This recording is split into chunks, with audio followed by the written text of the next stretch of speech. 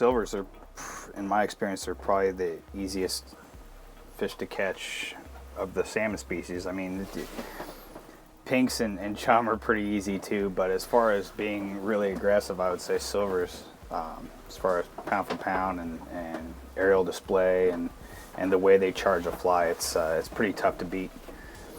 The water that silvers hold in that's a pretty broad topic with a lot of different scenarios.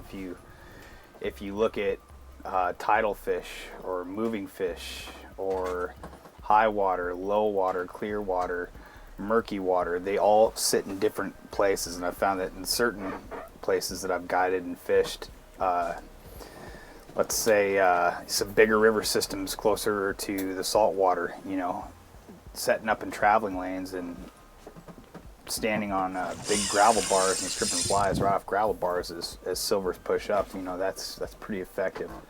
Now you talk about high water and dirty water.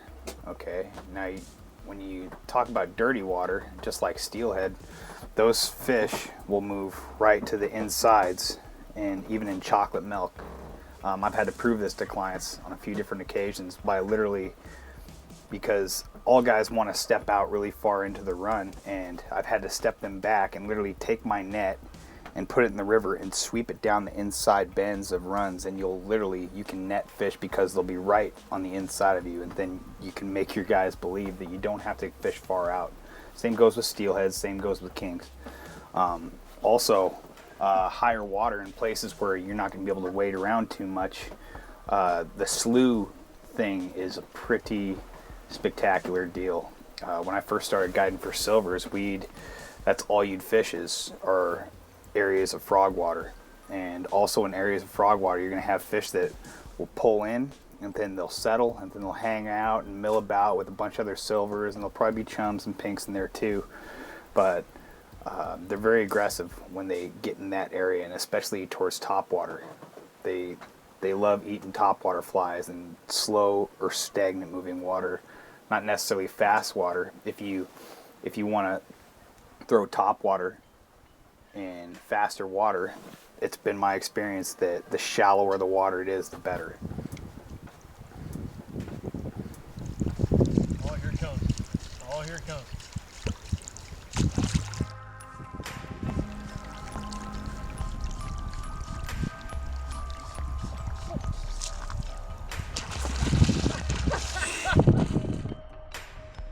As far as places where you can catch silvers, like I said, bars, sloughs, high banks, you know, grass banks,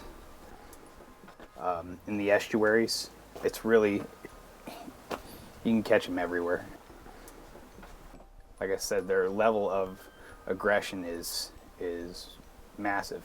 If I'm in a place where I know there's a lot of chum and a lot of pinks, a lot of times I can get the silvers out pretty easily because they'll go to the fly quicker than the rest of them, and so you can pop those silvers out without having to, you know, bang out too many chum or too many pinks, because usually when the silvers are in their chrome, the pinks and the chum are usually starting to deteriorate now because they've come in sooner than the silvers, so they'll be starting to turn into their spawning phase and all that.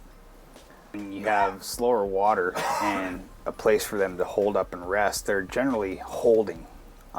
In some of the faster sections and places from spot to spot or slough to slough, they have to move, okay? So they're constantly moving, and moving fish are harder to catch than holding fish. And that goes for almost all the species. So when those fish get holed up and they get potted up, you have more fish to choose from, and then you also have fish that are holding, and fish that are holding are going to eat a fly way better. You know, it's proven. Flies for silvers. I found that pink rules in the silver world. Oh, he ate it. There we go. Oh, I missed it. Oh, he's trying. He's trying.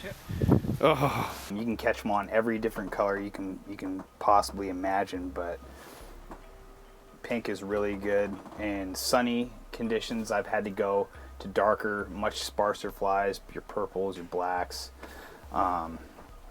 But heavily weighted flies are really nice. I usually fish these fish on a dry line with, like, say, a 9-foot leader with a heavily weighted fly, because silver's like a jigging action. Like, for example, a lot of clients will cast out there and I'll have the fly sink, and the fly will be sinking and dropping, and the fish will pick it up and the line will just go straight.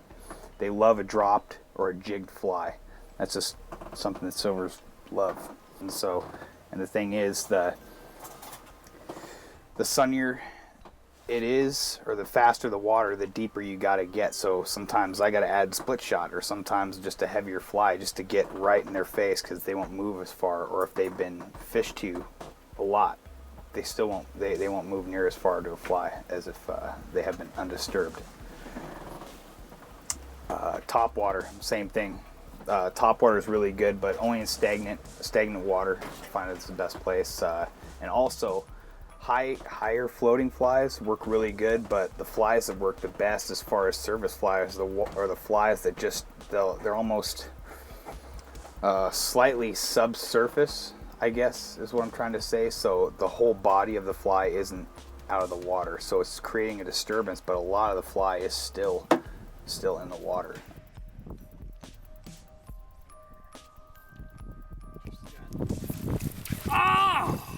Retrieve in general, just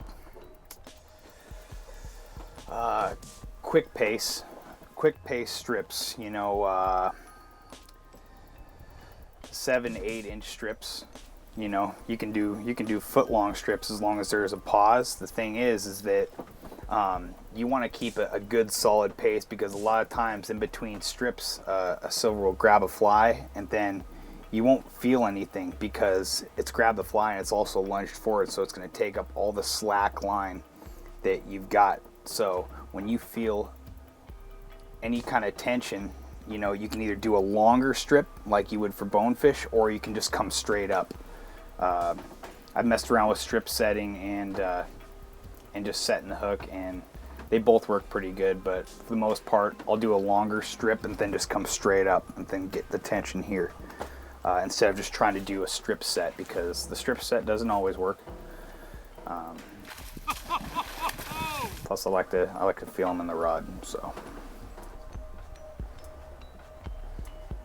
as far as setting the hook and not setting the hook, the main thing is that you're keeping tension. It's like every other thing in fly fishing. I don't think there's a whole lot you can do wrong for those fish. So as long as you move your fly and you stay tight, once the fish is on, I think it's pretty self-explanatory. I don't think rod position is like a huge deal, because you're going to get a lot of chances to screw up and to succeed. So the beauty of silvers and why I have, for example, when I have clients who ask me as far as they want a fish where they can take their kids fishing, or they want to take their spouses, or something that's high odds, really fun, they're going to get a lot of practice. I always recommend people go silver fishing, because you're going to be able to catch a really aggressive fish. You're going to be able to catch a lot of them. They're not in low numbers to the point where you got to release all of them. I mean, you can take some silvers home and the silvers taste great. I mean, I take some home every year and I put them in the smoker, and who doesn't like smoked salmon?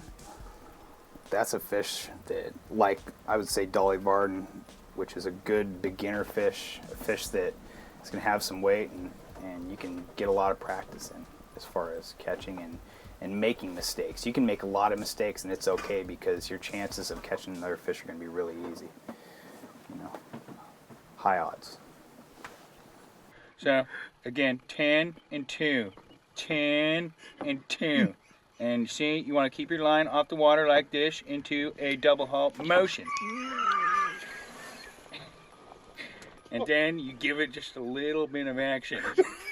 Notice I'm not dry humping the boat, but I'm giving action to my lavender fly.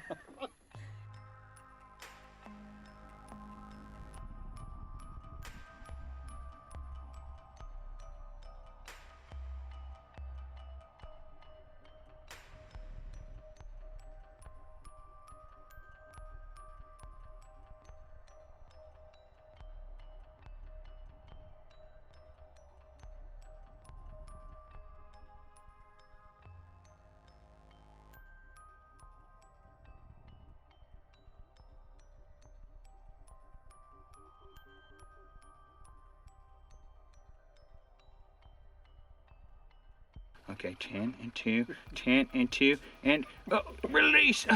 Okay, and you gotta twitch it, strip. Oh, there he is. He's got it.